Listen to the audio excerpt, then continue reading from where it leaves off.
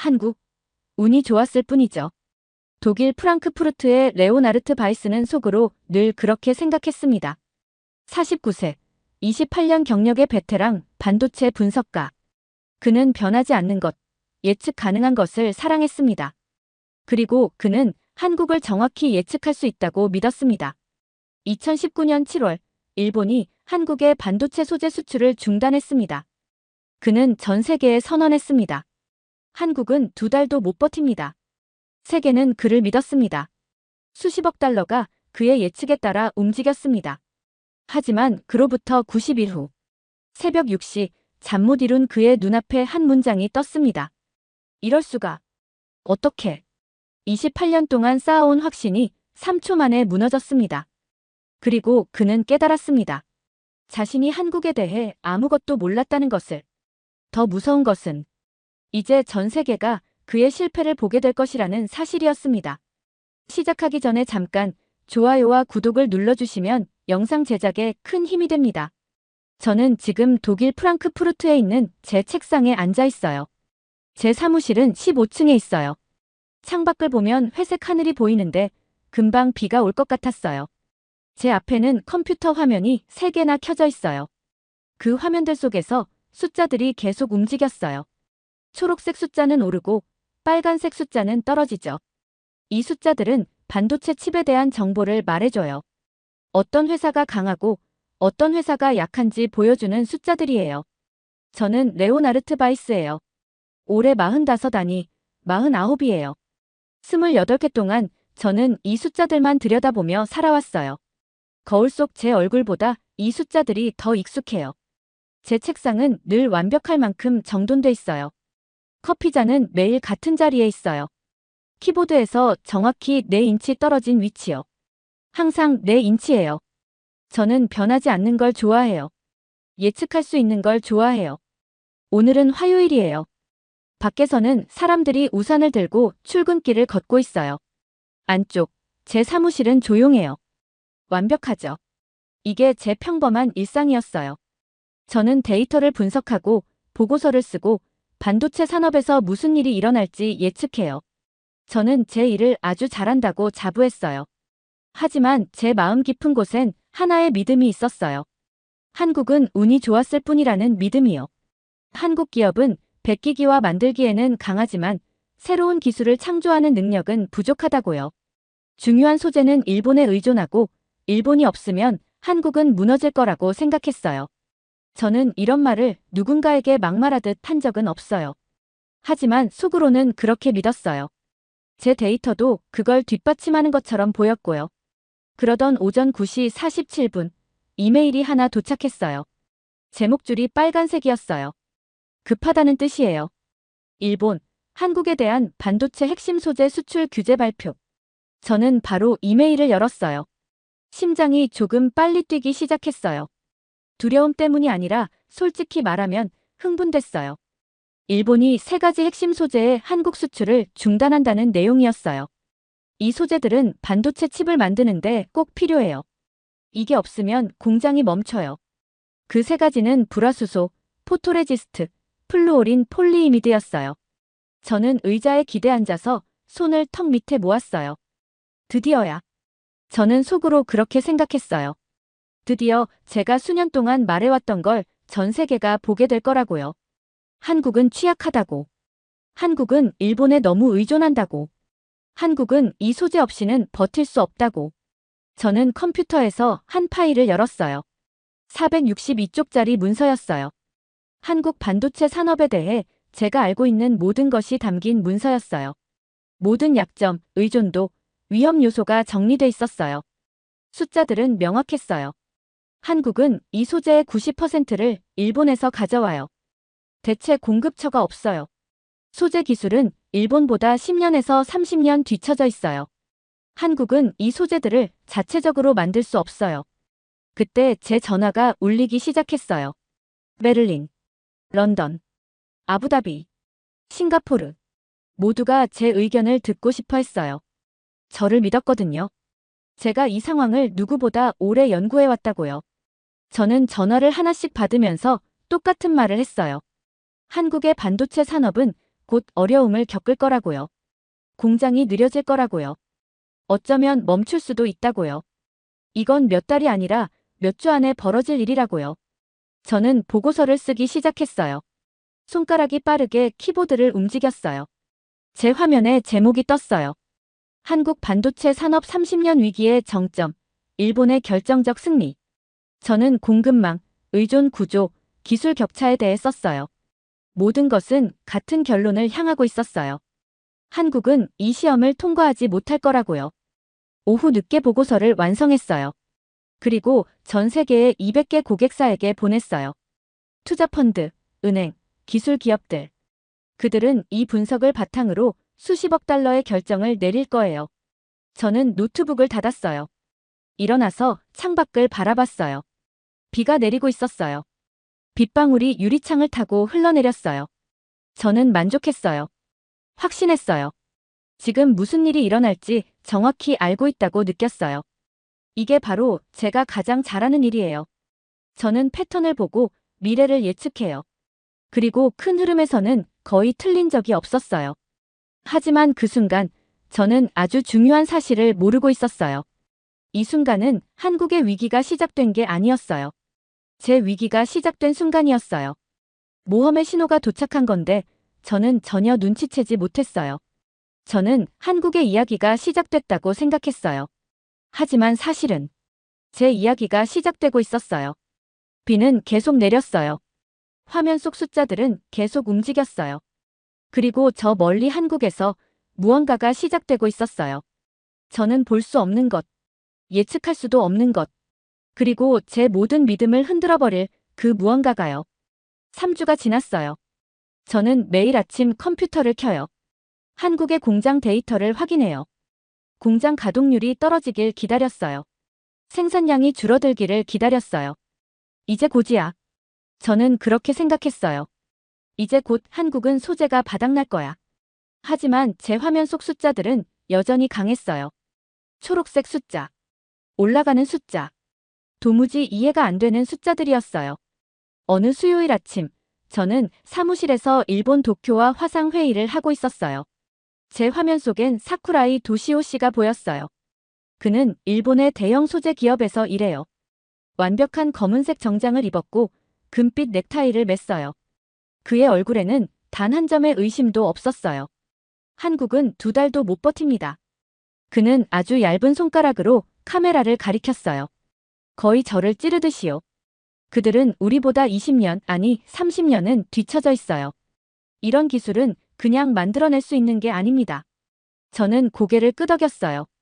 그의 말은 제 믿음과 딱 맞아떨어졌어요. 제 분석과도 정확히 일치했어요.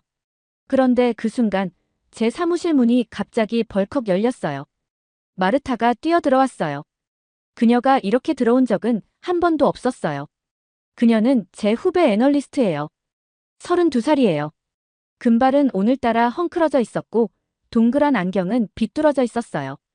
초록빛과 회색이 섞인 눈은 크게 떠 있었어요. 걱정 아니면 흥분. 둘 중 뭐인지 저도 정확히 모르겠더라고요. 그녀는 태블릿을 범죄 증거라도 되는 것처럼 들고 있었어요. 저는 손을 들어서 잠깐 신호를 보냈어요. 사쿠라이 씨와의 통화를 마치고 화상창을 닫았어요. 보여줘요. 제가 말했어요. 마르타는 태블릿을 제 책상에 내려놓았어요. 그녀의 손가락은 조금 떨리고 있었어요. 숫자를 가리키면서 말했어요. 레오나르트, 한국의 공장 가동률을 보세요. 떨어지지 않았어요. 오히려 삼성은 생산을 3% 늘렸어요. 저는 화면을 응시했어요. 숫자가 틀린 건 아니었어요. 다만 예상 밖이었죠. 비축분을 쓰고 있는 거예요. 저는 빠르게 대답했어요. 예전에 모아둔 소재들. 6주 많아야 8주면 바닥날 거예요. 그때 진짜 충격이 올 거예요. 마르타는 입술을 깨물었어요. 저도 그렇게 생각했어요. 그런데 이 계산을 보세요. 비축량 사용치가 생산 증가량과 맞지 않아요. 계산이 안 맞아요. 다른 무언가가 일어나고 있어요. 그 순간 제 가슴 안쪽에서 이상한 느낌이 스쳤어요. 얼음판에 아주 작은 금이 가듯이요. 크지 않아요. 깨지지도 않았어요. 그냥 생겨버렸어요. 원자료를 보여줘요. 저는 조용히 말했어요. 그녀가 파일을 보내줬어요. 저는 그날 하루 종일 데이터를 분석했어요. 그 다음 날도, 또 그 다음 날도요. 저는 회의 참석을 멈췄어요. 비서에게 모든 전화를 보류하라고 했어요. 그리고 책상에 모니터 3개를 더 올렸어요. 이제 제 앞엔 6개의 화면이 있었어요. 각 화면은 각각 다른 걸 추적했어요. 공장 출력량, 소재 수입 현황, 특허 출원, 임원 이동, 심지어 한국산업단지의 위성사진까지요. 저는 제가 맞다는 증거를 찾으려고 했어요. 한국이 곧 무너질 거라는 증거를요. 하지만 테스트는 계속 왔어요. 제 이야기와 맞지 않는 작은 정보 조각들이요. 한국 정부가 발표를 했어요. 100개의 핵심 소재를 자립 개발하겠다고요. 1조 원을 투자하겠다고요. 일본 의존에서 벗어나겠다고요. 저는 발표문을 읽고 브라우저 창을 닫았어요. 정부 말뿐이지. 저는 중얼거렸어요. 정치인들은 늘 큰 발표를 해. 말이 기술은 아니고 말이 결과는 아니야. 하지만 얼음의 금은 아주 조금 더 넓어졌어요. 새 한국 기업이 발표를 했어요. 솔리스 머티리얼즈, 한빛케미컬, 뉴텍 솔루션즈. 솔직히 저는 거의 들어본 적도 없었어요. 유명 기업도 아니었어요. 삼성이나 하이닉스가 아니었어요. 그런데 이 회사들이 고순도 불화수소 개발에 성공했다고 했어요. 실제 공장에서 테스트 준비까지 됐다고 말했어요. 저는 이틀 동안 그 회사들을 조사했어요. 역사, 리더십, 과거 프로젝트까지 전부 읽었어요. 그리고 놀라운 사실을 알게 됐어요. 이 회사들은 진지했어요. 과장하지 않아요. 거짓 발표 같은 것도 하지 않아요. 오히려 업계에서는 말이 너무 적은 기업들이라고 할 정도였어요. 저는 노트에 메모를 했어요. 글씨가 흔들렸어요. 평소 제 단정한 글씨체가 아니었어요. 성공을 주장한다고 해서 성공이 증명되는 건 아니다. 그렇게 썼어요. 하지만 손이 조금 떨렸어요. 삼성의 주가가 올랐어요. 조금이 아니라 크게요. 이 테스트는 다른 것보다 더 무서웠어요. 저는 시장을 믿는 사람이니까요.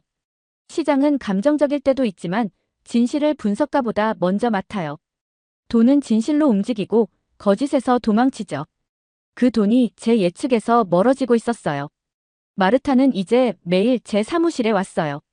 올 때마다 더 많은 데이터가 제 보고서를 부정하고 있었어요. 그녀의 얼굴엔 늘 같은 표정이 있었어요. 반은 불안, 반은 신난 호기심. 마치 거대한 미스터리를 찾아낸 사람처럼요. 어느 저녁, 그녀가 문가에 서 있었어요. 해가 지고 있었고 제 사무실엔 그림자가 길게 드리워져 있었어요. 레오나르트. 그녀가 조용히 말했어요. 우리가 한국에 대해 틀린 건 아닐까요? 저는 화면에서 눈을 떼지 않았어요. 우린 틀리지 않았어. 그 조용함이 약함이 아니라면요?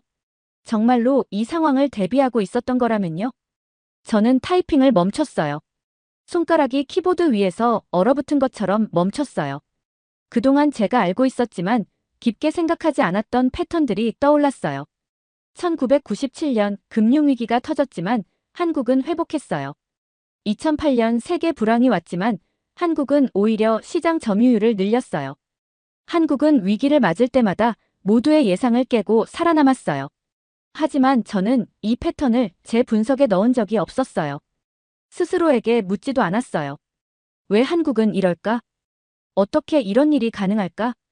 저는 그냥 운이 좋다고만 생각했어요. 집에 가요, 마르타. 제가 말했어요. 벌써 늦었어요. 그녀는 떠났지만 그녀의 질문은 제 사무실에 남아 있었어요. 마치 공기 속에 연기처럼 떠다니는 것처럼요. 그날 밤 저는 잠을 자지 않았어요. 책상 앞에 앉아서 6개 모니터를 바라봤어요.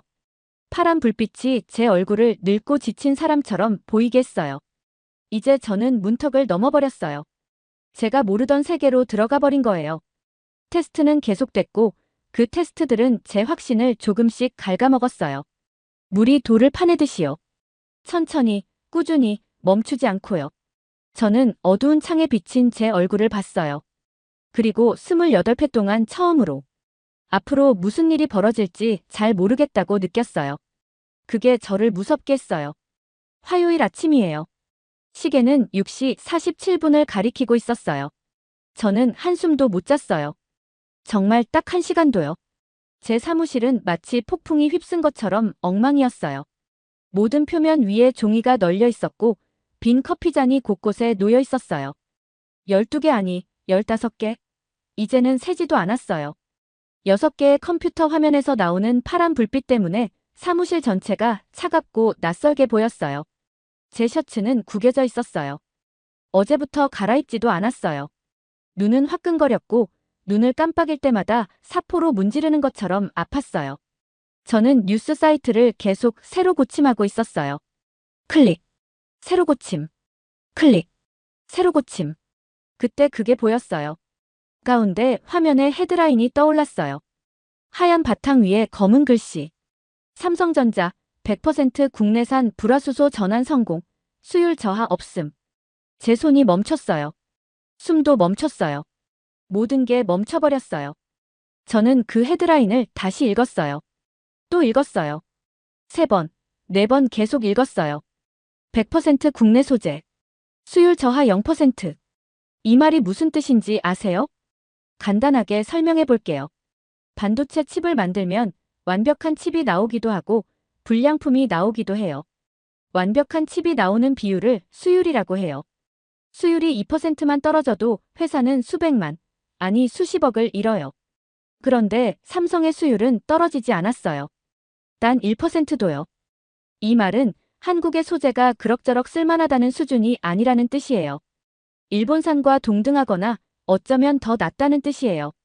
저는 너무 빨리 일어나서 의자가 뒤로 굴러갔어요. 그리고 벽에 쾅 하고 부딪혔어요. 저의 완벽하게 정돈된 세계가 옆으로 뒤틀리는 느낌이었어요. 제가 고객들에게 말했던 모든 것이 틀렸어요.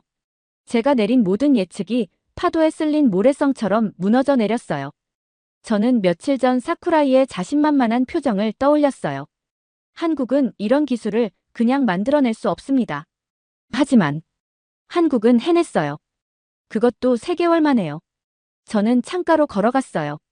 프랑크푸르트의 회색 하늘을 바라봤어요. 유리창에 비친 제 모습이 보였는데 거의 낯선 사람이 서 있는 것처럼 보였어요. 머리는 덥수룩했고 눈은 광기가 어린 사람처럼 보였어요. 넥타이는 거의 흘러내려 있었어요. 저는 그 자리에서 3시간이나 서 있었어요. 그냥 서서. 그냥 생각만 하면서요. 10시 15분쯤 마르타가 저를 찾았어요.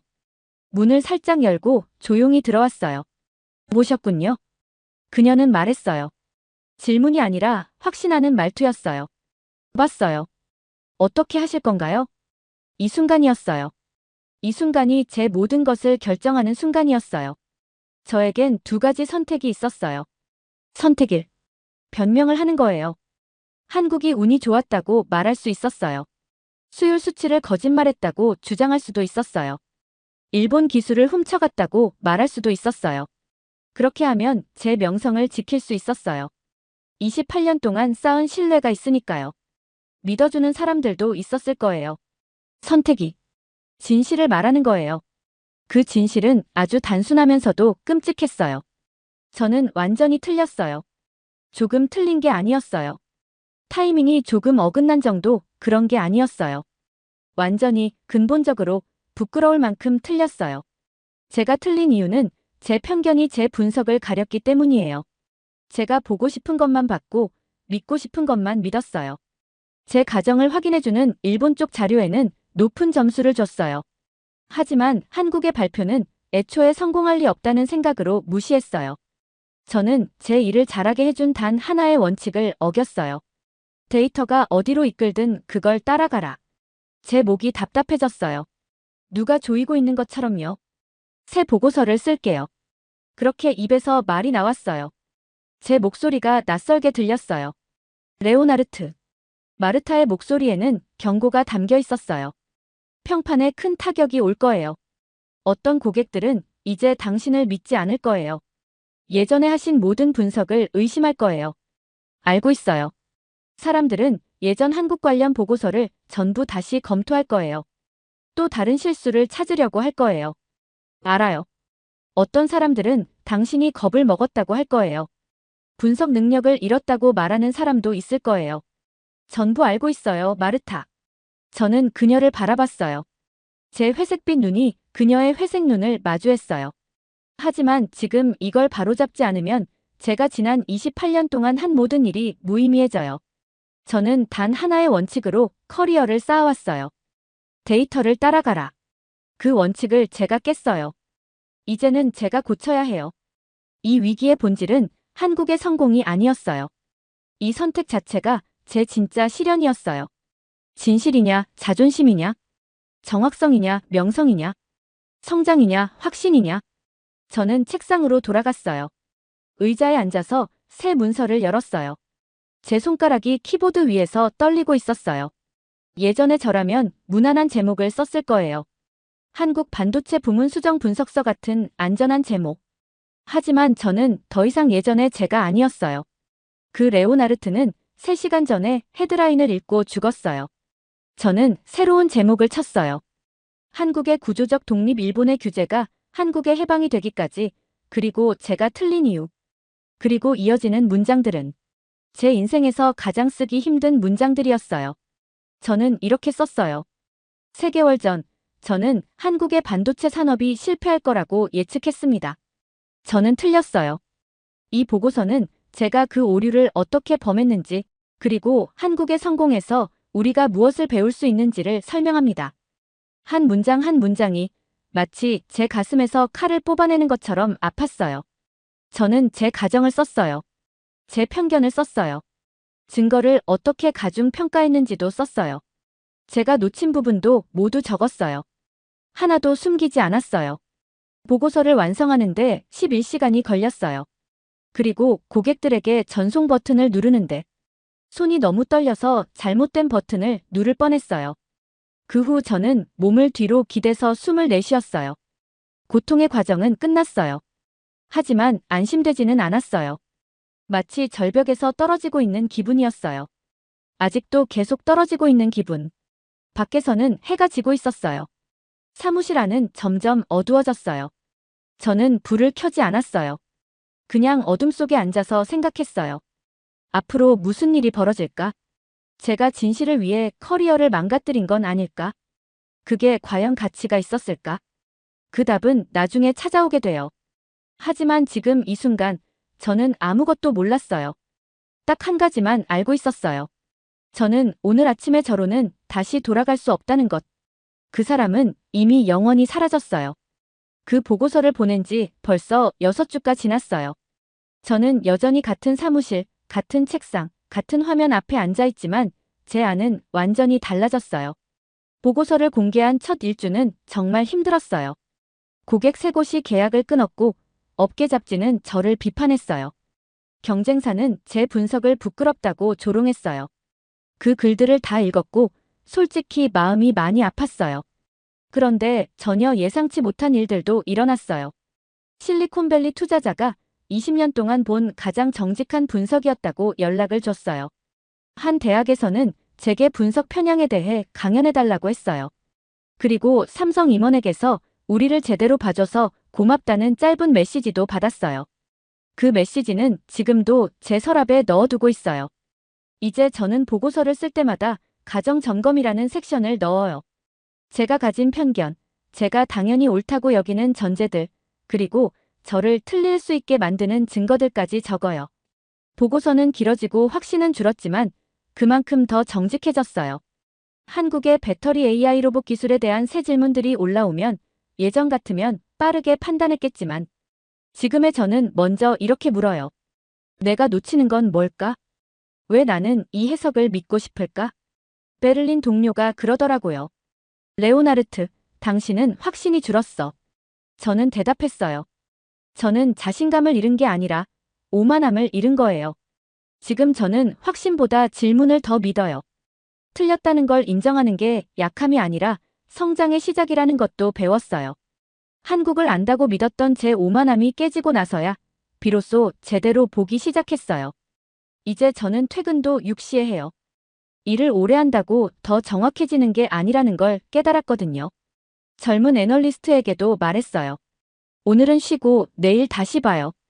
지금 당신이 하는 분석이 정말 맞는 방향인지부터 확인해야 해요. 집으로 걸어가면서 깨달았어요. 저는 이제 예전의 제가 아니에요. 확신에 갇혀 한국을 평가하던 사람도 아니고 실수를 두려워하던 사람도 아니에요. 이제 저는 틀릴 준비가 된 사람, 틀림을 통해 배우는 사람이 되었어요. 그리고 그게 비로소 제대로 맞는 사람이 되는 길이라는 걸 알게 됐어요. 잘 들으셨나요? 세상에는 가슴 따뜻한 이야기들이 가득합니다. 감동 힐링 사연은 해외에서 전해지는 감동적인 사연들을 소개하며 다양한 이야기들을 통해 위로와 희망, 그리고 하루의 힐링을 선물해드립니다. 조그마한 힐링이 되셨다면 구독과 알림 설정도 큰 힘이 되어요. 다음 영상에서 더 좋은 사연으로 찾아뵙겠습니다. 시청해주셔서 감사합니다. 회의실에 조용한 웃음이 번졌습니다. 동아시아 균형축 한국. 프로젝터에 뜬 제목을 본 미국 분석가들은 비웃었습니다. 한국이 균형축? 너무 과장된 표현 아닌가? 그 중에서도 에밀리아 스타인은 입꼬리를 살짝 올리며 생각했습니다. 또 정치적인 보고서겠지. 그런데 다음 슬라이드가 뜨는 순간 웃음은 완전히 멈췄습니다. 아시아 전역 지도 위에 4개의 색깔선. 무역 루트, 군사 배치, 기술 공급망, 외교 회담. 모든 선의 끝이 같은 곳을 가리키고 있었습니다. 이건 진짜 데이터야. 그녀의 가슴이 조여왔습니다. 15년간 믿어온 모든 것이 흔들리기 시작했습니다. 그리고 일주일 뒤 부산항에 선 그녀는 수백 척의 컨테이너 선을 보며 중얼거렸습니다. 내가 뭘 놓친 거지? 시작하기 전에 잠깐 좋아요와 구독을 눌러주시면 영상 제작에 큰 힘이 됩니다. 저는 아침에 사무실에 도착했어요. 제 회색 자켓은 의자 등받이에 반듯하게 걸려 있었고 제 세상에는 모든 것에 제자리가 있었어요. 제 이름은 에밀리아 스타인이에요. 저는 38살이고 워싱턴에 있는 미국 전략안 보연구소에서 일하고 있어요. 지난 15년 동안 전 세계 여러 나라의 방위 데이터를 분석해왔어요. 제 책상 위에는 컴퓨터 모니터가 3대 있었어요. 화면 위에는 수많은 숫자들이 끊임없이 움직였어요. 군대 이동 경로, 무기 체계, 국방 예산, 무역 루트 이런 숫자들이 세상의 진실을 말해줬어요. 숫자는 절대 거짓말을 하지 않아요. 사람들은 늘 거짓말을 해요. 감정이나 희망, 두려움에 따라 말하죠. 하지만 숫자는 그냥 있는 그대로예요. 차갑고 명확하고 정직했어요.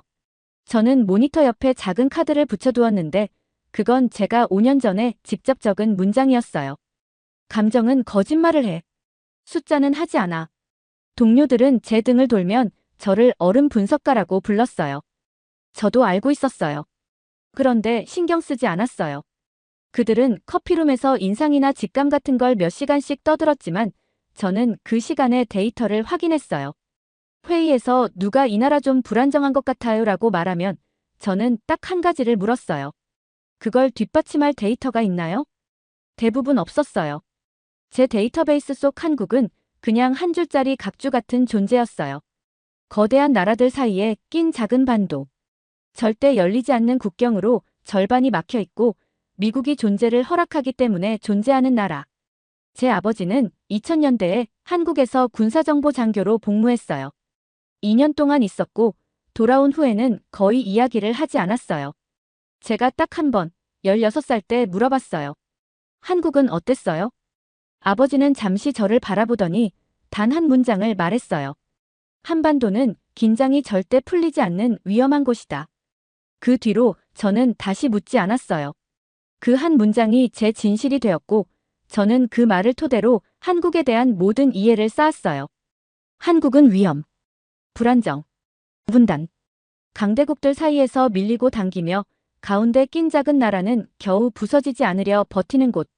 저는 그것을 의심해 본 적이 없었어요. 왜 그래야 한다고 생각했겠어요? 아버지는 정보장교였고 직접 그곳에 있었고 알고 있는 사람이라고 믿었으니까요. 그날 오후 2시 제 전화가 울렸어요. 긴급회의. 비회의실. 즉시. 저는 태블릿을 들고 복도를 걸어갔어요. 이미 12명의 분석가들이 자리에 앉아 있었어요. 방 앞에는 제 상사인 댄 로버츠가 서 있었어요. 제가 존경하는 몇 안 되는 사람이었죠. 그도 저처럼 생각했어요. 데이터 우선. 감정은 배제. 프로젝터 화면이 켜지면서 큰 글씨가 나타났어요. 동아시아 균형축 한국. 회의실에 조용한 웃음이 번졌어요. 저도 미묘하게 입꼬리가 올라갔어요. 한국, 균형축? 너무 후한 표현이었어요.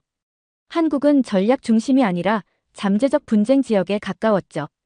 정치적인 과장 보고서인가 싶었어요. 하지만 다음 슬라이드가 뜨는 순간 웃음은 완전히 멈췄어요. 아시아 전역의 지도가 화면을 가득 채웠고 4개의 굵은 색선이 뻗어 있었어요. 모든 선들이 도달하는 마지막 지점이 같았어요. 한국. 제 가슴이 꽉 조여졌어요. 이건 의견이 아니었어요. 정치적 연출도 아니었어요. 이건 실제 무역 루트, 군사 배치, 인프라 투자, 외교 회담 빈도 같은 진짜 데이터였어요. 숫자들은 제가 한 번도 고려하지 않았던 사실을 말하고 있었어요. 한국은 동아시아의 변두리가 아니라 동아시아의 중심이었어요. 저는 화면을 멍하니 바라봤어요. 태블릿을 너무 세게 쥐어서 손가락이 굳었어요. 등에 낯선 느낌이 스멀스멀 올라왔어요. 보시다시피 댄이 말했어요. 한국의 전략적 위치는 우리가 기존에 평가하던 것보다 훨씬 복잡합니다. 그 뒤 회의 내용은 거의 들리지 않았어요. 제 눈은 지도에서 떨어지지 않았어요. 4개의 선. 하나의 점. 그날 밤 댄에게서 전화가 왔어요. 에밀리아. 그의 목소리는 차분했지만 단단했어요. 한국에 가야겠어요. 어디라고요? 한국이요. 만마일 밖에서 분석만 하지 말고 실제 데이터가 무엇을 의미하는지 직접 보세요. 제 입이 바짝 말랐어요. 한국. 그 단어가 귀에서 묵직하게 울렸어요. 저는 보고서만 봐도 충분. 당신은 과학자잖아요, 에밀리아. 실증이 중요하다고 믿는 사람. 그럼 직접 가서 확인해요. 저는 입을 열었다가 닫고 다시 열다가 말을 잃었어요. 맞는 말이었어요. 저는 늘 증거를 중시했고 가설을 검증하며 살아왔어요. 그런데 한국에 대한 제 가설은 단 한 번도 검증해 본 적이 없었어요. 그냥 물려받은 것이었죠. 언제 가야 하나요? 저는 아주 조용히 물었어요. 다음 주요. 한국국방연구원과 미팅 잡아놨어요. 당신이 믿는 종류의 데이터를 보여줄 겁니다. 전화를 끊은 후 저는 한참 동안 불을 켜지 않은 채 앉아 있었어요. 창밖으로 워싱턴의 불빛이 반짝였고 제 앞 테이블엔 노트북이 열려 있었어요. 저는 항공권 예약 사이트를 열었어요. 손가락이 키보드 위에서 멈췄어요. 한국. 제 안의 모든 것이 아니오라고 외치고 있었어요. 여기 남아서 제가 알고 있던 세상을 그대로 믿고 싶었어요. 하지만 머릿속에서 지도는 계속 떠올랐어요. 4개의 선. 한 점. 저는 입력했어요. 서울. 출발 다음 월요일. 확인 버튼을 누르는 제 손이 떨렸어요. 저는 제 가설을 증명하러 간다고 스스로에게 말했어요. 분단되고 불안정하며 미국 보호에 의존하는 나라를 보게 될 거라고. 아버지가 말한 위험을 직접 확인하게 될 거라고. 이미 알고 있는 걸 확인해줄 데이터를 가지고 돌아오겠다고 다짐했어요. 그런데 노트북을 닫고 어두운 방 안에 앉아 있으려니까 아주 작은 목소리가 속에서 속삭였어요. 만약 내가 틀렸다면? 저는 그 생각을 억지로 밀어냈어요. 숫자는 거짓말을 하지 않아요. 그리고 저는 제가 옳다는 걸 증명할 숫자를 찾을 거라고 믿었어요. 비행기는 아침 6시에 인천공항에 착륙했어요. 저는 비행기 안에서 한숨도 자지 못했어요. 머릿속에는 그 지도만 계속 떠올랐어요. 4개의 선. 모두 한국을 향하고 있었어요. 저는 그게 틀렸다는 걸 증명하러 왔다고 스스로에게 말했어요. 그런데 터미널에 발을 딱 내딛는 순간 뭔가 이상했어요. 공항이 조용했어요. 그렇다고 텅 빈 조용함은 아니고 그냥 아주 질서정연했어요. 사람들은 부드럽게 흐르듯 움직였고 표지판은 한국어와 영어로 또렷했어요. 바닥은 반짝였고 모든 게 놀랄 만큼 효율적이었어요. 입국 심사는 1분도 걸리지 않았고 짐도 거의 바로 나왔어요. 착륙하고 15분 만에 저는 서울로 향하는 택시에 타고 있었어요. 창가에 얼굴을 바짝 대고 밖을 봤어요. 고속도로는 먼지 하나 없이 깨끗했어요. 도로 위 전광판은 실시간으로 교통정보를 보여주고 있었고 차들은 마치 보이지 않는 규칙을 모두 알고 있는 것처럼 자연스럽게 합쳐졌어요. 빵빵거리는 소리도 없었어요. 공격적인 운전도 없었어요. 그냥 흐름이었어요. 멀리 건물들이 보였어요. 현대적이고 유리와 금속이 반짝이는 건물들. 프랑크푸르트나 런던, 싱가포르에서 볼 법한 그런 도시 풍경이었어요. 제 속이 조금 뒤틀렸어요. 제가 예상했던 모습이 아니었어요. 제가 기대한 건 뭐였을까요? 낡은 기반시설, 불안정히 보이는 풍경, 가까스로 버티고 있는 듯한 국가의 흔적. 그런데 눈앞의 모습은 선진국 그 이상이었어요. 어떤 면에서는 더 나아 보이기까지 했어요. 속이 더 세게 조여왔어요. 한국국방전략연구원은 서울 중심에 있는 유리 외관의 세련된 건물이었어요. 안으로 들어가니 모든 게 깔끔했고 조용한 전문성 같은 분위기가 있었어요. 로비에서 한 여성이 저를 기다리고 있었어요. 30 중반쯤 되어 보였고 짙은 머리를 단정하게 묶고 있었어요. 표정은 따뜻했지만 눈빛은 날카로웠어요. 그녀는 미소를 지으며 손을 내밀었어요. 스타인 박사님이시죠? 저는 최민서라고 해요. 선임 연구원입니다. 한국에 오신 걸 환영해요. 악수는 단단하고 짧았어요. 아주 프로페셔널했어요. 그녀는 저를 유리벽으로 된 회의실로 안내했어요. 큰 화면이 있는 방이었고 우리는 마주 앉았어요. 그녀는 태블릿을 책상 위에 올렸지만 바로 보지는 않았어요. 박사님, 먼저 하나 물어보고 싶어요. 그녀의 목소리는 침착하고 균형 잡혀 있었어요. 미국 사람들은 동아시아를 어디에서 바라보나요? 저는 눈을 깜빡였어요. 태평양 건너편에서요? 맞아요. 그럼 중국은요? 대륙 내부에서요. 일본은요? 바다 섬에서요. 그녀는 고개를 끄덕였어요. 그러고 나서 이렇게 물었어요. 그럼 한국은 어디에서 바라볼까요? 저는 잠시 망설였어요. 이상하게도 함정 같은 느낌이 들었어요. 그녀는 부드럽게 미소 지었어요. 한국은 중심에서 바라봐요. 왜냐면 한국이 바로 그 중심에 있으니까요. 그녀가 화면을 켰어요. 워싱턴에서 봤던 바로 그 지도가 나타났어요. 하지만 이제 그녀는 그 위에 데이터를 하나씩 겹쳐 올렸어요. 무역 루트. 빨간 선들이 나타나면서 컨테이너선 항로가 표시됐어요. 대부분이 한국을 지나가거나 근처를 지나고 있었어요. 외교회담. 지난 10년간 주요 정상회담 위치들이 점으로 찍혔는데 한국이 제 예상보다 훨씬 많았어요. 기술 공급망. 파란 선이 얇게 공장들을 연결했어요. 반도체, 배터리, 디스플레이. 이 모든 것들이 한국에서 전 세계로 뻗어나가고 있었어요. 군사구조. 한국은 일본 오키나와에 있는 미군과 중국 러시아의 잠재적 분쟁 지점 사이에 정확히 위치하고 있었어요. 데이터가 층층이 쌓일수록 결론은 단 하나였어요. 한국은 어떤 끝자락에 있는 나라가 아니었어요. 한국은 모든 것이 모이는 지점이었어요. 이건 감정이 아니에요. 민서가 조용히 말했어요. 지리, 물류, 안보 구조가 함께 만드는 현실이에요. 한국은 충격을 대신 받아주는 완충지대가 아니에요. 모든 게 연결되는 허브죠. 저는 반박하고 싶었어요. 과장됐다고 말하고 싶었어요. 그런데 데이터는 제 눈앞에 있었어요. 부정할 수 없는 방식으로요. 작은 나라가 어떻게 강대국들을 조율해요? 제 목소리가 조금 날카로워졌어요. 그건 현실적이지 않아요. 민서는 전혀 흔들리지 않았어요. 그저 차분한 눈빛으로 저를 바라봤어요. 우리는 조율하지 않아요, 스타인 박사님. 균형을 맞춰요. 그건 다른 개념이에요. 다음 슬라이드에서 저는 숨이 턱 막혔어요. 한국 국방 구조. 현역 군인 50만 명. 국방 자립도 90% 이상. 주요 무기 체계 국내 생산. 수출 품목 K9 자주포, 잠수함, 구축함, KF-21 전투기. 저는 숫자에 시선을 고정했어요. 잠깐만요.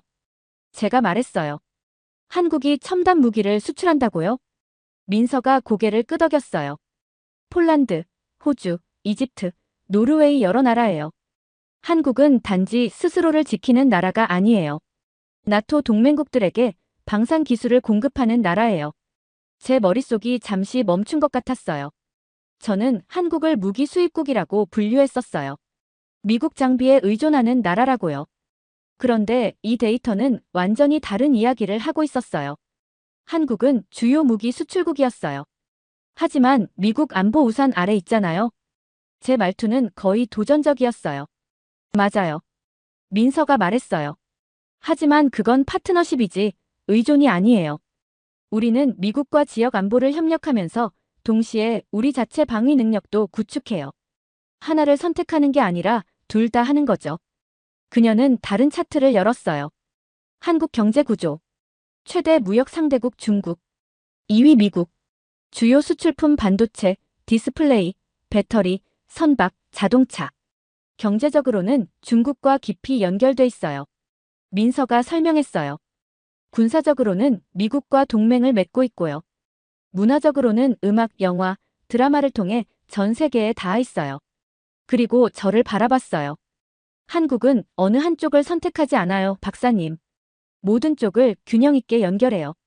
경제적으로 중국과 협력하는 건 합리적이니까 하는 거고, 안보적으로 미국과 협력하는 것도 합리적이니까 하는 거예요. 문화를 전 세계에 내보내는 건 가능하니까요. 그건 약점이 아니라 전략이에요. 저는 책상 모서리를 꽉 쥐었어요.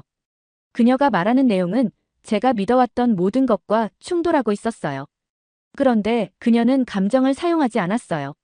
저의 언어, 데이터를 사용하고 있었어요. 그리고 그 데이터는 제 가정을 하나씩 무너뜨리고 있었어요. 하지만 분단은요. 제 목소리는 작아졌고 약간은 절박했어요. DMZ, 북한 위협 그건 불안정이잖아요. 근본적 약점이죠. 민서는 잠시 표정을 부드럽게 했지만 목소리는 여전히 단단했어요. 그건 불안정이 아니라 속도예요, 박사님. 저는 눈을 깜빡였어요. 뭐라고요? 그녀는 조금 앞으로 몸을 기울였어요. 분단된 나라에게는 망설일 시간이 없어요. 결정을 미룰 여유도 없어요. 위협 바로 옆에서 살면 느슨해질 수 없거든요. 그래서 모든 게 빨라져요. 기술도 산업도 군도 빠르게 움직여야 해요. 잠시 말을 멈추더니 다른 나라들은 큰 변화를 결정하는데 몇 년씩 걸리죠. 한국은 그럴 시간이 없었어요. 그래서 빨리 결정하고 빨리 움직였어요. 긴장은 우리의 약점이 아니라 우리의 엔진이에요. 그 말은 제 안에 뭔가를 깊게 건드렸어요. 아버지가 했던 말이 머릿속에서 울렸어요. 긴장이 절대 풀리지 않는 위험한 곳. 그런데 민서는 같은 사실을 완전히 다른 관점에서 설명하고 있었어요. 아버지가 위험이라고 부른 것을 민서는 긴박함이라고 부르고 있었어요. 아버지가 긴장이라고 말한 것을 민서는 가속력이라고 말하고 있었어요. 저는 의자에 등을 기대고 앉았어요. 머릿속이 정신없이 움직였어요. 15년 동안 저는 한국을 미국의 보호 아래 겨우 버티는 나라라고 생각했어요. 잠재적 분쟁의 불씨, 부담. 그런데 제 앞에 앉아있는 여자는 차분하고 논리적인 데이터로 다른 그림을 보여주고 있었어요. 부족함을 혁신으로 바꾸는 나라. 압박을 속도로 바꾸는 나라. 거대 국가들 사이에서 흔들리는 약자가 아니라 그들 사이를 잇는 필요한 존재였어요. 더 보고 싶어요. 제가 그 말을 하고 있었다는 걸 거의 인지하지도 못했어요. 민서는 아주 작은 미소를 지었어요. 마치 제가 그 말을 할 때까지 기다렸다는 듯이요. 내일은 울산으로 가요. 그녀가 말했어요. 조선소를 보여드릴게요. 그 다음은 포항, 그리고 부산항이요. 그녀는 자리에서 일어나 태블릿을 챙겼어요. 스타인 박사님, 당신은 데이터를 찾으러 오셨어요. 제가 데이터를 보여드릴게요. 하지만 숫자 뒤에 있는 나라 역시 보게 될 거예요. 가장 중요한 것들은 스프레드시트에 들어가지 않을 때가 많으니까요. 그녀가 떠난 뒤 저는 그 회의실에 오래 앉아 있었어요. 유리벽에 제 얼굴이 비쳤는데 저는 피곤해 보였고 혼란스러워 보였어요. 그리고 15년 만에 처음으로 저는 제 자신이 확신하지 못하는 사람처럼 보였어요. 저는 어떤 보이지 않는 선을 넘어버린 것 같았어요. 이제는 예전의 믿음이 통하지 않는 세계로 들어온 거예요. 그리고 그 빈자리를 무엇이 채울지 저는 전혀 모르겠다고 느꼈어요. 다음 날 아침, 저는 울산 조선소 한가운데 서서 압도적인 크기의 선박을 바라보고 있었어요. 함께 걷던 강도현이라는 기술자는 조선은 힘이 아니라 정밀함의 싸움이라고 말했어요. 아래에서는 수십 명의 작업자들이 0.1단위 수치를 보며 움직였고 거대한 블록들이 리듬처럼 정확하게 들어 올려졌어요. 그 모습은 값싼 조립이 아니라 초정밀 공학의 장이었어요. 한국이 매년 120척을 17개국에 수출한다는 말을 들었을 때 저는 놀랄 수밖에 없었어요. 강도연은 사람들은 아직도 한국을 옛날 나라로 본다고 말했죠.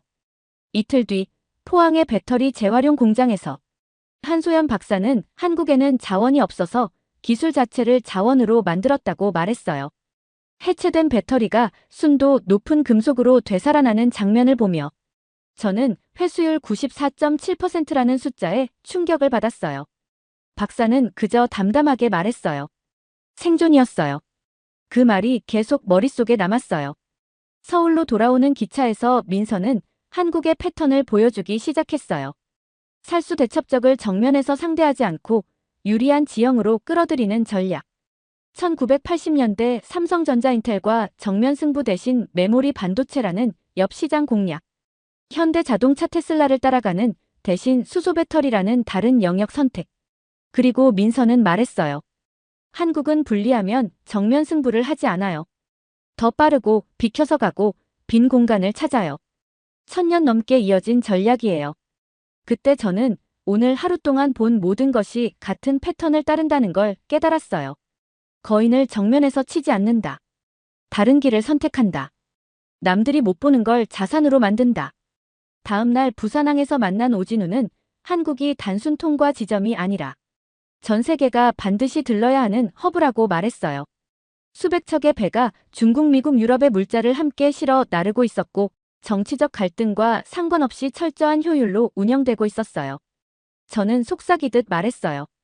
한국은 편을 고르지 않는군요. 민서가 대답했어요. 한국은 모두가 필요로 하는 위치에 서 있어요. 그날 밤 서울 호텔방에서 저는 한국에 오기 전에 적어둔 메모를 열어봤어요. 의존적인 국가, 완충지대. 하지만 제가 며칠 동안 본 한국은 전혀 그런 나라가 아니었어요. 오히려 전략적인 나라, 필수적인 허브였어요. 저는 제 오래된 이해가 완전히 틀렸다는 걸 인정할 수밖에 없었어요. 조선소, 배터리 재활용 공장, 부산항까지. 이 나라는 압력을 속도로 바꾸고 약점을 전략으로 바꾸며 살아남아왔어요. 아버지가 했던 긴장이 절대 풀리지 않는 위험한 곳이라는 말도 이제는 다르게 들렸어요. 그건 약함의 경고가 아니라 멈추지 않음으로 살아남는 나라의 묘사였어요. 저는 이 나라가 어떤 근본 전략으로 움직이는지 안에서 보기 시작했어요. 그리고 내일 그 이유를 더 확실히 알게 될 거예요. 한국에서의 마지막 저녁, 저는 민서 씨와 한강 벤치에 앉아 있었어요. 해가 지며 강물은 금빛으로 변했고 그녀는 조용히 봉투 하나를 제 손에 올려놨어요. 안에는 아버지 이름이 적힌 비밀 해제 보고서 4장이 들어있었어요. 첫 번째 문서에는 한국군 대응 속도는 일부 미군보다 빠름이라고 적혀 있었고 두 번째는 대피 훈련 시 민간 질서가 뛰어나다라고 되어 있었어요. 세 번째는 한국은 긴장을 발전 동력으로 전환함. 그리고 마지막에는 이렇게 적혀 있었어요. 한국은 단순한 위험이 아니라 균형과 통제된 긴장이 공존하는 곳. 이 나라는 존중받아야 함. 그 문장을 읽는 순간 눈물이 흘렀어요. 아버지는 이미 알고 있었어요. 제가 오해했던 건 아버지의 말이 아니라 그 말 뒤에 담긴 뜻을 듣지 않은 제 자신이었어요. 사흘 뒤 워싱턴으로 돌아와 저는 한국에 오기 전 작성하던 보고서를 열어봤어요. 첫 문단만 읽자마자 모든 게 틀렸다는 걸 깨달았어요. 47페이지를 모두 삭제하고 새로운 제목을 썼어요. 한국 균형의 설계자. 저는 부산항의 허브 구조, 울산 조선소의 정밀 공학, 포항의 자원, 재활용 기술, 90% 방위 자립도를 모두 적었어요. 그리고 1000년 넘게 이어진 정면 승부를 피하고 더 빠르게 움직이는 전략이 한국 산업과 안보 전체를 설명해준다는 사실도 썼어요. 브리핑 날, 저는 한국은 동아시아의 균형축이자 필수적인 파트너라고 발표했어요. 회의실은 침묵하다가 박수로 가득 찼어요. 그 문장은 결국 미국 공식 문서에도 포함됐어요. 6달 뒤, 저는 스스로의 선택으로 다시 서울 한강에 섰어요. 민서 씨가 건넨 커피를 마시며 그녀가 물었어요. 이제 한국은 당신에게 어떤 의미예요? 저는 조용히 대답했어요. 작지만 약하지 않고 압박받아도 부서지지 않고 분단돼도 패배하지 않은 나라예요. 한국은 계속 앞으로 흐르고 있었어요. 그리고 이제야 저는 그 이유를 이해하게 됐어요. 잘 들으셨나요? 세상에는 가슴 따뜻한 이야기들이 가득합니다. 감동 힐링 사연은 해외에서 전해지는 감동적인 사연들을 소개하며 다양한 이야기들을 통해 위로와 희망, 그리고 하루의 힐링을 선물해드립니다. 조그마한 힐링이 되셨다면 구독과 알림 설정도 큰 힘이 되어요. 다음 영상에서 더 좋은 사연으로 찾아뵙겠습니다. 시청해주셔서 감사합니다. 한국 따위가 뭘 할 수 있겠어? 그는 비웃었습니다. 42년을 유럽에서 살며 배운 상식이었습니다. 한국은 감정적이고 일본은 이성적이다. 한국은 약하고 일본은 강하다. 하지만 서울 지하통제실에서 제독이 보여준 홀로그램은 충격 그 자체였습니다. 대한해협. 일본 에너지 수송량의 90%가 매일 이곳을 지나갑니다. 그가 에드가를 똑바로 봤습니다. 72시간 안에 일본 경제는 붕괴합니다. 에드가의 심장이 빠르게 뛰었습니다. 하지만 진짜 충격은 2주 뒤에 왔습니다. 일본 경제가 실제로 무너지기 시작했을 때 한국 정부가 발표한 내용은 일본에 300억 달러 긴급 통화 스와프를 제안합니다. 미쳤어? 왜 적을 돕는 거야? 전 세계가 이해할 수 없다는 반응이었습니다. BBC는 헤드라인을 뽑았습니다. 승리한 한국, 복수보다 품위를 선택하다. 그 순간 진짜 강한 나라가 어떤 나라인지 에드가는 깨달았습니다.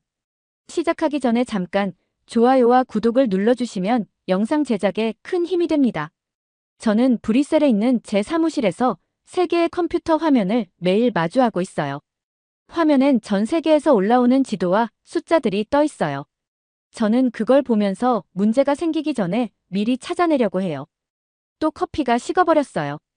일하다가 마시는 걸 또 잊어버렸거든요. 이런 일이 정말 자주 있어요. 제 이름은 에드가 바인스예요. 42살이고 지난 15년 동안 유럽과 아시아의 안보 문제를 연구해왔어요. 저는 사실과 데이터만 봐요. 숫자는 거짓말을 하지 않아요. 감정은 사람을 멍청하게 만든다고 저는 믿고 있어요.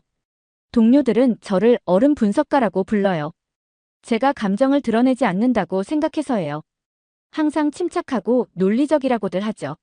하지만 그들은 제 책상 서랍에 잠궈둔 작은 공책에 대해선 아무것도 몰라요. 그 공책은 제 할아버지 헬무트 바인스의 것이었어요. 1951년에 전쟁 중 한국에 갔던 독일군 장교였죠. 그는 독도 근처에서 전사했어요. 저는 할아버지를 한 번도 만난 적이 없어요. 공책 안에는 바렌 잉크로 딱 한 문장만 적혀 있어요. 한국은 명예로운 땅이다. 저는 그 문장을 한 번도 믿어본 적이 없어요. 제 인생 내내요. 어릴 때 제게 한국의 진짜 모습을 알려준 사람은 제 아버지였어요. 아버지는 저에게 계속 말했어요. 저녁 식탁에서든 차 안에서든 뉴스에 한국이 나오기만 하면요. 한국은 감정적인 나라다. 맨날 일본을 탓한다. 늘 피해자인 척한다. 너무 감정적이라 제대로 생각을 못한다. 저는 아버지를 완전히 믿었어요. 그 말은 제가 세상을 바라보는 방식이 되었어요. 한국 이야기가 들리면 저는 늘 이렇게 떠올렸어요. 감정적이다, 약하다, 항상 남 탓한다. 그게 제 평범한 일상이었어요. 식은 커피를 마시며 사무실에서 데이터를 분석하고 저는 모든 걸 알고 있다고 믿었어요. 그런데 모든 게 바뀌었어요. 새벽에 전화가 왔어요. 화면엔 워싱턴 DC 번호가 뜨고 있었어요. 저는 바로 받았어요. 그 시간에 나토에서 전화가 오면 심각한 일이 벌어진 거거든요. 바인스 씨, 지금 바로 워싱턴으로 와주셔야 합니다. 12시간 뒤, 저는 미국 국무부의 상황실에 서 있었어요. 어두운 방이었고 벽에는 커다란 스크린들이 켜져 있었어요. 방 안에는 장군들, 외교관들, 정보 요원들 같은 중요한 사람들이 가득했어요. 모두 표정이 굳어 있었어요. 갑자기 CIA 분석가가 크게 외쳤어요. 독도 12L이 접근. 메인 화면에 위성 사진이 떴어요. 우주에서 내려다본 바다였어요. 작은 섬을 향해 빨간 점 셋이 느리게 움직이고 있었어요. 일본 전함들이었어요. 그것도 큰 함, 이지스 함들이요. 미국 관리가 분석가에게 물었어요. 한국 해군은 어떻게 하고 있나? 분석가는 고개를 저었어요. 아무것도요. 6시간 동안 정말 아무것도 하지 않고 있습니다. 방 안이 순식간에 조용해졌어요.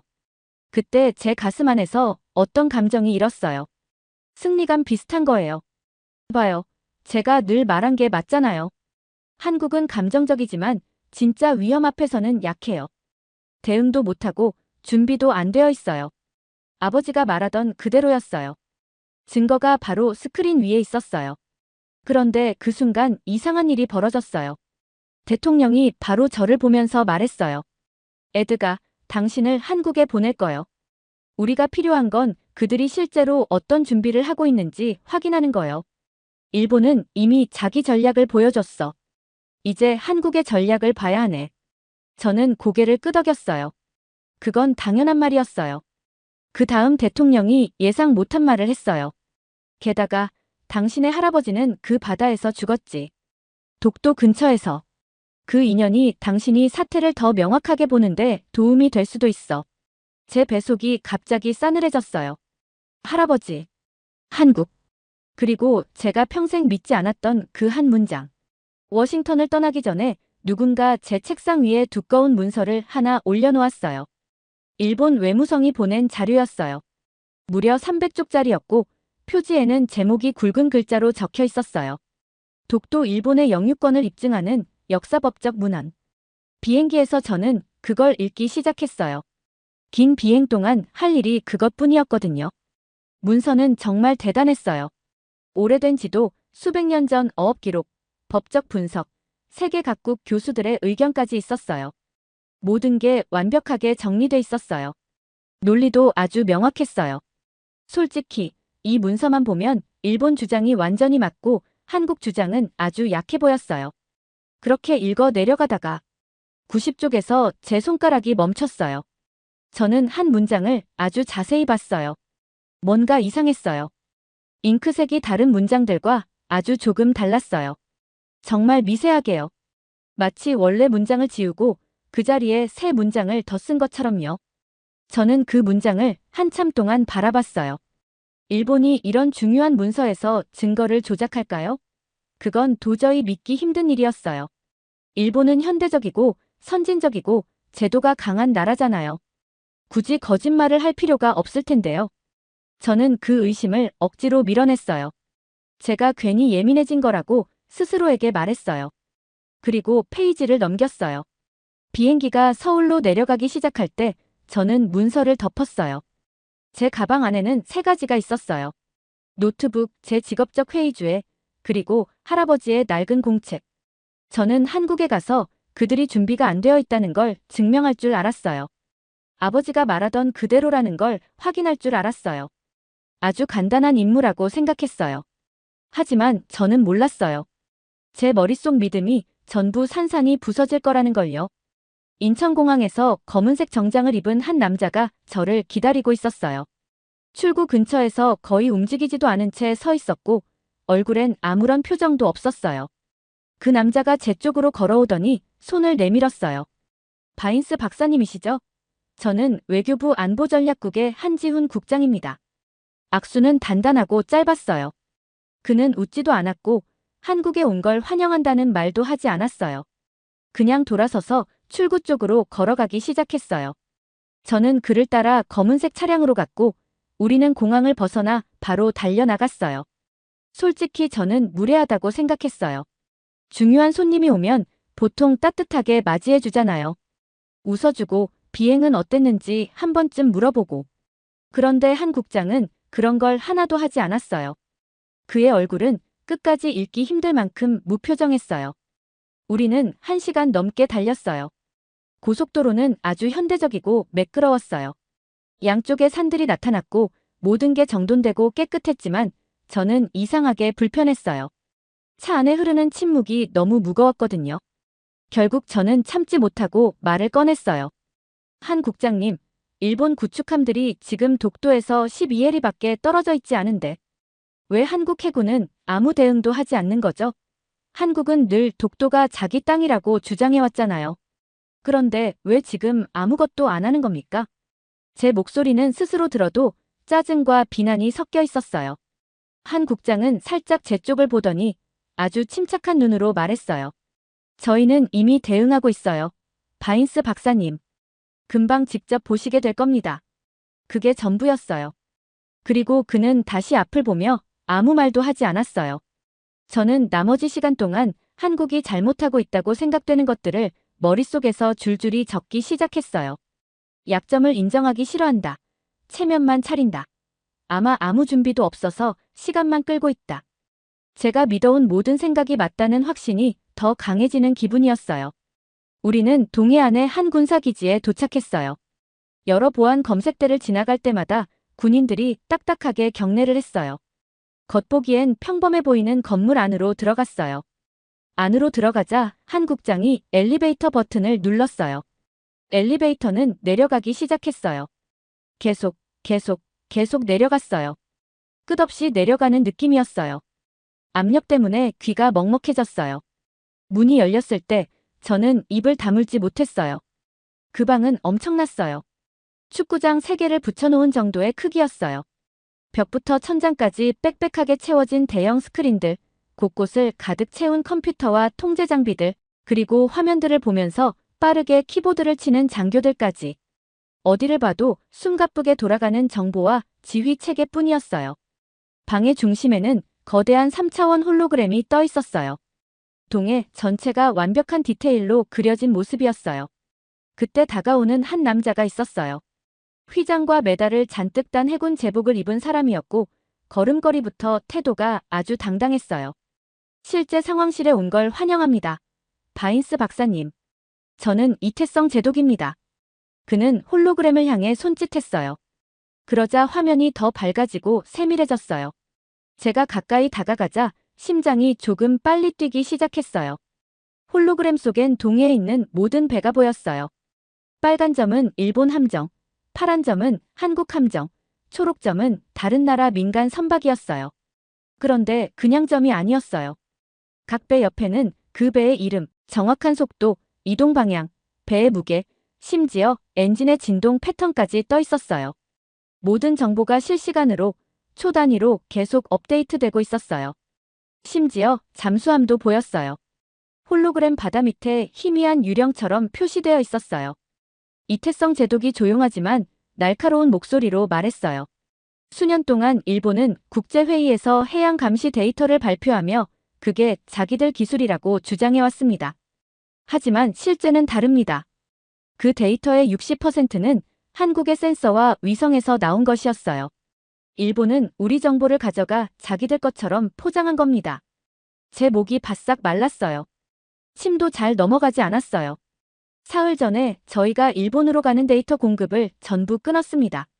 지금 독도 근처에 있는 그 구축함들. 사실 그들은 지금 뭘 보고 있는지도 제대로 모릅니다. 시야가 반쯤 가려진 상태예요. 하지만 저희는 그들에 대해 모든 걸 보고 있습니다. 어느 승조원이 근무 중인지, 언제 레이더를 켜고 끄는지까지요. 그는 홀로그램을 한 지점으로 확대했어요. 한국과 일본 사이 좁은 바닷길이 있었어요. 여기가 대한해협입니다. 일본의 에너지 수송량 90%가 매일 이곳을 지나갑니다. 저희는 주 7일 이 해협을 지나는 모든 선박을 추적합니다. 만약 저희가 이 해협을 차단하기로 결정한다면 일본 경제는 72시간 안에 붕괴합니다. 이태성 제독은 잠시 멈춰 저를 똑바로 봤어요. 하지만 저희는 절대 그렇게 하지 않을 겁니다. 저희는 일본을 파괴하려는 게 아니에요. 진실을 지키기 위해 존재하는 겁니다. 저는 빛나는 홀로그램을 멍하니 바라봤어요. 제 손이 아주 조금 떨리고 있었어요. 제 안에서 뭔가 근본적인 것이 무너지고 있었어요. 이건 제가 상상하던 감정적이고 준비 안 된 한국이 아니었어요. 감정에 휘둘리며 반응하는 나라가 아니었어요. 이건 외과 수술 같은 정밀함이었어요. 조용하고 꾸준히 남들 모르게 믿기 어려울 정도로 정교한 감시 체계를 구축한 나라였어요. 그리고 모두가 기술 강국이라고 믿던 일본이 정작 그 한국의 시스템에 의존하고 있었다는 사실조차 몰랐던 거예요. 한국의 침묵은 약함이 아니었어요. 그건 완벽한 통제였어요. 제 아버지가 가르쳐준 것들, 42해 동안 제가 믿어온 모든 것들이 한순간에 모래처럼 무너져 내리는 기분이었어요. 그리고 그 모래는 이미 저 멀리 흩어지고 있었어요. 사흘 동안 일본은 전방위 압박을 시작했어요. 해커들은 한국 정부 사이트 침투를 시도했고, 일본 언론들은 한국의 역사 문서가 조작됐다고 주장했어요. TV 방송에서는 독도가 일본 땅이라며 같은 메시지를 반복했어요. 일본 초계기들은 한국 함정 위로 저공 비행하며 경고를 보냈고, 일본 총리는 스시마의 군사 자산을 증강하겠다고 발표했어요. 저는 서울 호텔에서 이 모든 흐름을 지켜봤어요. 전략적으로 정교한 압박이었지만 지하 통제실에서 봤던 이태성 제독과 한 국장의 침착함이 계속 떠올랐어요. 그러던 어느 저녁 한 국장이 찾아와 말했어요. 바인스 박사님, 일본이 스시마를 언급했습니다. 이제 준비한 것을 공개할 때입니다.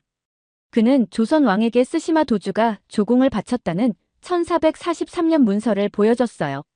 다음 날 저는 청와대 지하보안회의실로 불려갔고 국가안보실장과 장관들이 참석한 자리에서 두 개의 서류철이 제 앞에 놓였어요. 하나는 독도 관련 127개 1차 사료, 다른 하나는 스시마 역사적 주권 조사였어요. 2시간 뒤 국제 언론 앞에서 발표합니다. 브리핑룸은 전 세계 기자들로 꽉 찼어요. 스크린에 1877년 일본 정부 문서가 나타났고 통역이 읽었어요. 울릉도와 독도는 일본과 관계가 없다. 이후 조선 기록, 어부 증언, 군사 기록, 연합군 지도 등 127개 사료가 제시됐고 이태성 제독은 독도 분쟁은 종료됐습니다. 라고 선언했어요. 하지만 진짜 충격은 다음이었어요. 스크린에 붉은 글씨가 나타났어요. 스시마 역사적 권리 조사. 스시마 도주들의 조공 기록, 일본 내부 혼란 문서, 1951년. 미국 문서까지 제시되자 기자들은 폭발적으로 반응했어요. 한 국장은 담담하게 말했어요. 우린 스시마를 주장하려는 게 아닙니다. 일본이 70년 숨겨온 기록을 공개하는 것입니다.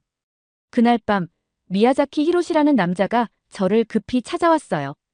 28년간 일본 외무성에서 일했다는 그는 갈색 봉투를 꺼내며 말했어요. 독도와 스시마 문서를 조작한 사람 대부분 저였습니다. 봉투 안에는 삭제 지시 문서, 조작본과 원본 비교 자료, 그리고 제가 비행기에서 읽었던 300쪽 문서의 수정 기록이 있었어요. 90쪽 문장, 잉크색이 달랐죠? 그걸 제가 다시 썼습니다. 그는 손을 떨며 아들이 보낸 편지를 내밀었어요. 아버지, 서울대에서 진실을 배웠어요. 제발 제가 존경할 수 있는 사람이 되어주세요. 그의 눈물이 테이블에 떨어졌어요. 30년 동안 이게 국가 이익이라고 믿었습니다. 하지만 전 거짓말을 했어요. 진실을 밝히고 싶습니다. 저는 말했어요. 혼자 하실 필요 없어요. 저와 함께 한국 정부에 가시죠. 3시간 뒤 서울 프레스센터에서 그는 전 세계 기자들 앞에 섰어요. 저는 28년간 독도 스시마 관련 문서를 조작했습니다. 한국의 문서가 진실이고 일본의 문서가 거짓이었습니다. 한국 국민과 제 아들에게 사과드립니다. 그는 90도로 깊게 절했어요. 방 안은 셔터 소리만 울릴 뿐 조용했어요. 저는 분노가 아니라 깊은 슬픔을 느꼈어요. 30년간 누적된 국가적 거짓이 무너져 내리는 순간을 보고 있었기 때문이에요. 그리고 그날 진실은 완전히 모습을 드러냈어요. 모든 것이 예전으로 돌아갈 수 없는 지점에 도달한 순간이었어요. 전 세계로 소식이 정말 빠르게 퍼져나갔어요. 48시간 안에 미국 대통령이 플로리다 별장에서 긴급회의를 소집했어요. 저는 서울에서 모든 상황을 직접 본 사람으로서 화상으로 참석하라는 요청을 받았어요. 콜먼 대통령은 카메라를 똑바로 바라보며 말했어요. 일본은 우리에게 30년 동안 거짓말을 했어요. 독도에 대해, 스시마에 대해, 해양 감시 기술에 대해서도요. 그들이 자랑하던 기술은 사실 한국의 데이터를 훔쳐다가 자기들 것처럼 포장한 거였어요. 이건 동맹에 대한 배신입니다. 국가정보국장은 정보를 더 덧붙였어요. 한국의 위성 기술은 일본보다 최소 10년은 앞서 있었고 센서 네트워크도 더 정교했으며 잠수함 기술도 한국이 우위였다는 보고였어요. 미국은 그동안 잘못된 나라를 믿고 있었던 거예요. 콜먼 대통령은 바로 결정을 내렸어요. 오늘부터 미국의 태평양 전략은 바뀝니다. 중심은 더 이상 도쿄가 아니에요. 서울입니다. 미국은 독도를 대한민국의 주권 영토로 공식 인정합니다. 저는 서울 호텔방에서 그 발표를 TV로 보고 있었어요. 그리고 할아버지가 남긴 그 문장이 계속 제 머릿속에 맴돌았어요. 한국은 명예로운 땅이다. 그런데 그 다음에 벌어진 일은 저를 더 크게 충격에 빠뜨렸어요. 일본 경제는 붕괴 직전이었어요. 주식시장은 폭락했고 엔화 가치는 끝없이 떨어졌어요. 도쿄 거리에는 수백만 명이 몰려 외무성을 해체하라고 외치고 있었고 일본 정부는 완전히 흔들리고 있었어요. 일본은 약해지고 취약해지고 있었어요. 그 순간 한국 정부의 공식 발표가 나왔어요. 저는 생방송으로 그걸 지켜봤어요. 대한민국은 일본의 현재 경제 위기를 이용하지 않을 것입니다. 이웃이 어려움에 처했을 때 돕는 것이 저희의 길입니다. 일본 정부에 300억 달러 규모의 긴급 통화 스와프 협정을 제안합니다. 저는 화면을 보며 말문이 막혔어요. 70년 동안 서로 등을 돌리던 두 나라였어요. 한국이 지금 완전한 승리를 거둔 상황이었고 일본의 거짓말은 전 세계 앞에서 완전히 무너졌어요. 그런데 한국이 도와준다고요? BBC는 이렇게 헤드라인을 썼어요. 승리한 한국, 복수보다 품위를 선택하다. CNN은 이렇게 전했어요. 한국, 진정한 강함이 무엇인지 세계에 보여주다. 제 인생 전체가 뒤집히는 느낌이었어요. 감정적이라고 믿었던 한국이 가장 전략적이고 절제된 선택을 하고 있었고 논리적이라고 믿어온 일본은 30년 동안 거짓과 은폐로 움직여왔던 거예요. 아버지의 말. 한국은 감정적이고 일본은 이성적이다. 그 모든 게 완전히 틀렸던 거예요. 2주 뒤 유엔에서 특별총회가 열렸어요. 사무총장은 단상 앞에 서서 결론을 읽어내려갔어요. 한국이 제출한 127개의 1차 사료, 일본의 300쪽 문서, 내부 고발자 미야자키 히로시의 증언을 검토한 결과 유엔은 다음과 같이 결론을 내립니다. 독도는 역사적법적으로 대한민국의 주권 영토입니다. 유엔은 이를 공식적으로 인정합니다. 그는 잠시 멈췄다가 다시 말했어요.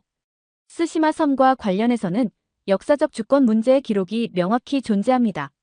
한국과 일본은 공동 역사 검증 협의를 진행할 것을 권고합니다. 의사봉 소리가 울렸어요. 결정은 확정됐어요.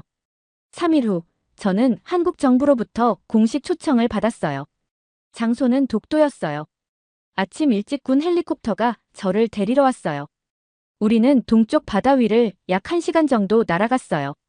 아래 펼쳐진 진한 푸른 바다는 끝이 없어 보였어요. 그리고 마침내 보였어요. 바다 위에서 솟아오른 두 개의 작은 바위섬. 독도. 헬리콥터가 동도에 착륙했어요. 제가 밖으로 내리는 순간 차가운 바람이 제 얼굴을 세게 스쳤어요. 아래에서 거센 파도가 부서져 올라오며 소금기가 바람에 섞여 있었어요. 모든 게 바다의 냄새였어요. 저는 천천히 섬 중앙 쪽으로 걸어갔어요.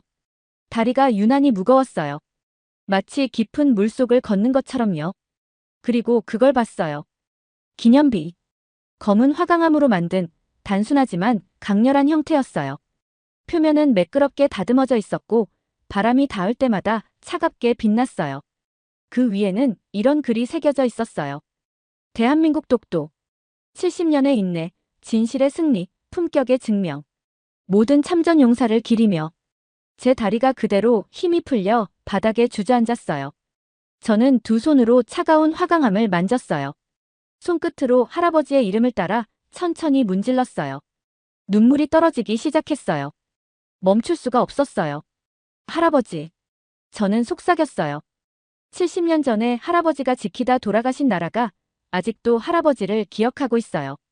이렇게 돌에 이름을 새겨줄 만큼요. 잊지 않았어요. 바람이 더 세게 불었고 아래 바위에 부딪히는 파도 소리가 크게 울렸어요. 저는 그 자리에서 무릎을 꿇고 울면서 손을 떼지 못한 채 계속 있었습니다. 그리고 처음으로 그 오래된 공책 속 문장이 완전히 이해됐어요. 한국은 명예로운 땅이다. 할아버지는 옳았어요. 1951년에 이미 알고 계셨어요. 그리고 지금 74년이 지나서야 저도 드디어 그 뜻을 깨달았어요. 그날 밤 서울 호텔방으로 돌아와 저는 노트북을 열었어요. 뭔가 쓰고 싶었어요. 할아버지는 읽지 못하시겠지만 그래도 꼭 적어야만 하는 말이 있었어요. 저는 타이핑을 시작했어요. 할아버지, 저는 평생 한국을 의심했어요. 아버지는 평생 한국을 미워했어요. 우리는 일본이 이성적이고 믿을 만한 나라라고 생각했어요. 하지만 이제 진실을 알게 됐어요. 사실을 지키고 세대를 넘어 조용히 준비하고 70년 동안 증거를 온전히 보관한 나라는 한국이었어요. 30년 동안 외교 정책을 거짓 위에 세우고 동맹까지 속여온 나라는 일본이었어요. 1951년에 할아버지가 한국은 명예로운 땅이다라고 쓰셨을 때 할아버지는 이미 진실을 알고 계셨어요. 이제 손자 에드가 바인스도 그걸 이해했어요. 저는 저장 버튼을 누르고 노트북을 닫았어요. 이 여정을 시작할 때 저는 한국의 강한 편견을 가진 유럽의 분석가였어요. 한국은 감정적이고 준비 안 된 나라라고 생각했고 과거에 매여 있는 나라라고도 믿었어요. 하지만 이번 경험을 통해 저는 아주 중요한 걸 배웠어요. 아주 근본적인 진실이었어요. 한국은 진실을 외치지 않아요. 한국은 진실을 증명해요. 그리고 저는 깨달았어요. 진실과 품격은 어떤 전함보다도, 어떤 무기보다도, 어떤 거짓보다도 더 멀리, 더 깊게 세상을 움직인다는 걸요. 한국은 명예로운 땅이에요. 그리고 저는 남은 생 동안 이 진실을 사람들에게 전할 거예요. 잘 들으셨나요? 세상에는 가슴 따뜻한 이야기들이 가득합니다. 감동 힐링 사연은 해외에서 전해지는 감동적인 사연들을 소개하며 다양한 이야기들을 통해 위로와 희망, 그리고 하루의 힐링을 선물해드립니다. 조그마한 힐링이 되셨다면 구독과 알림 설정도 큰 힘이 되어요. 다음 영상에서 더 좋은 사연으로 찾아뵙겠습니다. 시청해주셔서 감사합니다.